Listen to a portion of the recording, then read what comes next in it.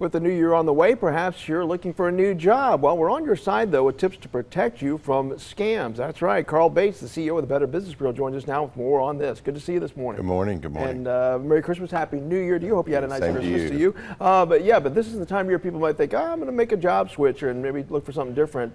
But you got to be careful about that. You do. In 2024, we've seen multiple complaints from people who are doing these remote work jobs or offered a remote work job and it's completely a fake, or it's people looking to steal their identity. I see these all the time, too, on social media, and they really take advantage of people who are looking for some type of remote job because some of the companies behind those, they're not well-known names.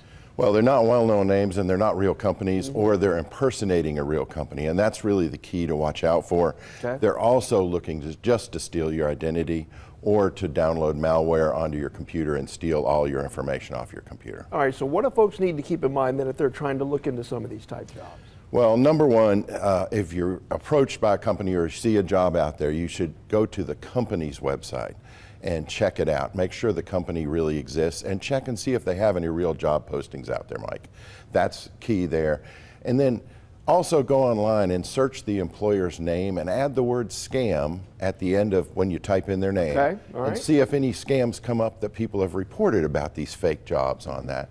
And then lastly, check the email address out that this comes from. If it comes from a Gmail account or a generic email account, you want to be really careful because if it's not a company email, it's very likely a scammer. Gotcha. Okay. So, and when you do those internet searches, and I know you can also go to the website there. You can the hovering over that email that plays a bit because sometimes it'll just be hidden in a name, right? Yeah, you need to be very careful that the name is spelled right, that the company is real. Again, go to the company's website. Make sure you go out of that text message you got, go to the company's website, check out the company, make sure they have job posting. All right, let's say you get to the point where it's time where they're asking for information. Talk about the different steps you need to take to... 6 things you should do or be careful with.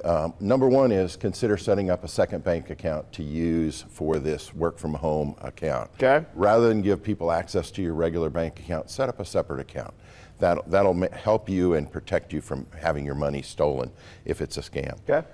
If the employer's asking for money up front, that's likely a scam. Be careful of that. Okay. Beware of jobs that, we've talked about this before, who offer to send you a check to purchase supplies or office furniture and then ask you to return any money that you have left over. You're always going to have leftover money, and a lot of times the check will turn out to be fraud or fraudulent, and then the money you send back, you're out. And you've talked about not giving away your personal information until you really confirmed anything, but what about those text messages that you get? Text messages or these messaging apps that people use to solicit for jobs, that's usually fake, usually false.